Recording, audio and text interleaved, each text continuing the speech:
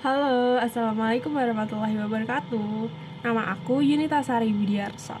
Di sini aku bakal mereview sebuah buku di mana bukunya tuh udah masuk mega bestseller, karya dari Henry Manampiring. Salah satu karya dari Henry Manampiring yaitu buku Filosofi Teras. Jadi teman-teman udah gak asing lagi ya dengan buku Filosofi Teras ini karena memang sudah banyak sekali dibaca banyak orang, sudah banyak juga di review dari berbagai kalangan.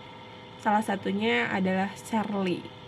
Ya, tahu kan Mbak Shirley? Ya, dia salah satu orang yang mereview buku ini.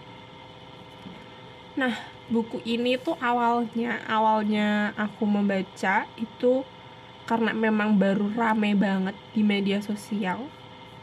Lalu kebetulan saudara aku tuh punya buku ini. Jadi buku ini milik saudara aku. Terus aku pinjem. Kalau disuruh ngasih nilai nih dari 1 sampai 10, buku ini aku beri nilai 1000 dari 10 karena saking bagusnya.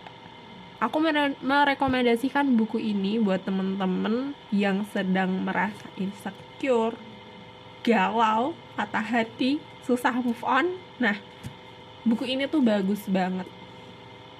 Buku ini tentang filsafat Yunani Romawi kuno, yang awalnya ketika aku baca covernya aku kira buku ini bakal berat buat aku yang sering baca buku fiksi, dan ternyata tidak sama sekali.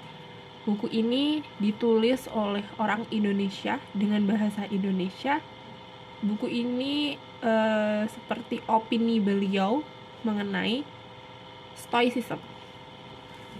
Nah, apa itu Stoicism? Stoicism adalah aliran filsafat yang lebih mementingkan pengendalian emosi, bukan sekedar topik intelek untuk diperbincangkan saja. Nah, Stoicism mengajarkan kita bahwa 10% masalah dalam hidup adalah masalah itu sendiri. 90%-nya diri kita sendirilah yang merespon untuk masalah itu. Buku ini ditulis karena penulis Henry Manampiring itu awalnya beliau didiagnosis terkena major depressive disorder, lalu sudah memeriksakan diri ke psikiater namun tidak membuahkan hasil. Lalu beliau membaca sebuah buku yaitu Stoicism, dan ternyata dapat membantu dalam penyembuhan beliau. Nah, menurut beliau Stoicism itu relate dengan orang-orang di Indonesia karena buku Stoicism itu belum banyak diterjemahkan dalam bahasa Indonesia, maka beliau menulis buku ini sesuai dengan opini beliau sendiri. Hal yang dapat saya pelajari dari buku ini yang pertama adalah ternyata emosi itu sifatnya itu netral. Ia bisa menjadi positif atau negatif, itu berdasarkan diri kita sendiri yang mempersilahkan apakah kita mau marah, sedih, kecewa, dan lain sebagainya. Contohnya, buku ini memberi contoh di saat kita berada di tengah-tengah kemacetan, seringkali kita tuh merasa kesal dan ingin marah. Nah, perasaan marah dan kesal inilah yang disebut sebagai perasaan netral. Kita sendiri yang mempersilahkan permasalahan itu terjadi atau emosi itu terjadi. Padahal kita dapat menikmati kemacetan dengan mendengarkan musik favorit kita atau mengobrol lebih panjang dengan orang yang sedang ada di perjalanan dengan kita. Kita itu bisa memilih respon apa yang muncul saat kemacetan itu terjadi. Nah, Stoicism mengajarkan kita daripada membuang waktu untuk marah dan kesal saat berada di tengah kemacetan, lebih baik kita menikmati kemacetan dengan melakukan hal-hal yang lainnya. Saat perasaan kesal itu hadir, Stoicism mengajarkan sebuah trik untuk mengatasi rasa tersebut yang bisa disebut dengan teknik STAR, yaitu Stop, Thinking, Assess, and Respond. Stop. Saat kita dalam kondisi marah, sebaiknya kita berhenti sejenak terlebih dahulu. Jangan terlarut dalam perasaan tersebut. Anggap saja kita berteriak time out, memberi jeda waktu kepada diri kita sendiri untuk berhenti. Selanjutnya kita melakukan thinking and assess, atau dipikirkan dan dinilai.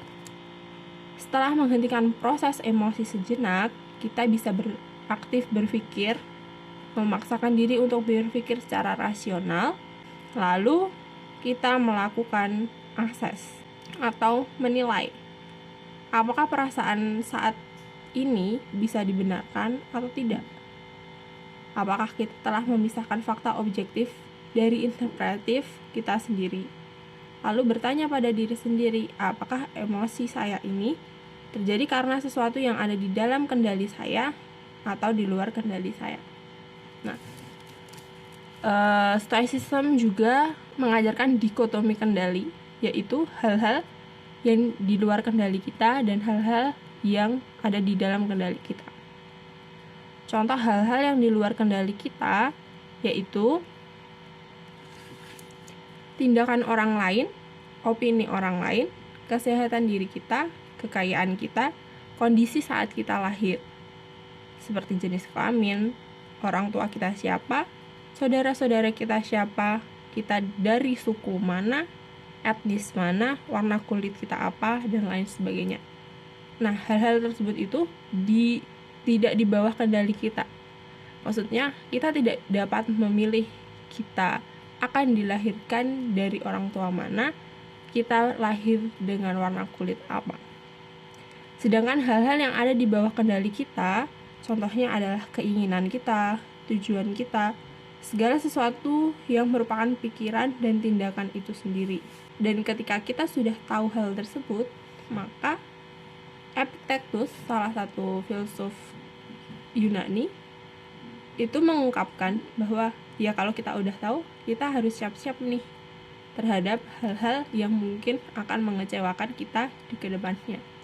Kalau kita udah bersiap-siap, kita tidak akan kaget pada hal-hal yang membuat kita kecewa. Intinya buku ini tuh bagus banget buat kita, buat entah itu para remaja, bahkan orang tua pun dapat membaca buku ini. Tuh. Nah, di buku ini tuh juga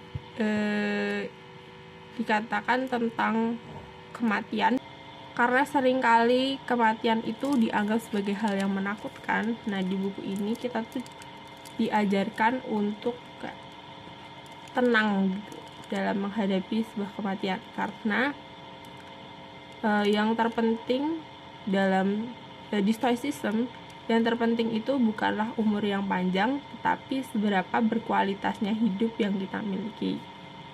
Life is long if you know how to use it. We are not give a short life, but we make it short and was full of it. Itu yang dikatakan Seneca, yang artinya hidup ini panjang jika kita tahu bagaimana menggunakannya. Kita tidak diberikan hidup yang pendek, tetapi kitalah yang menjadikannya pendek dan terbuang untuk hal-hal yang sia-sia.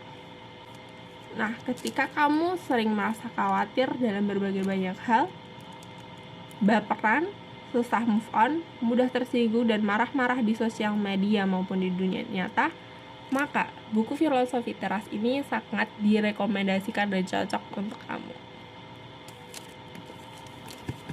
Sekian dari saya.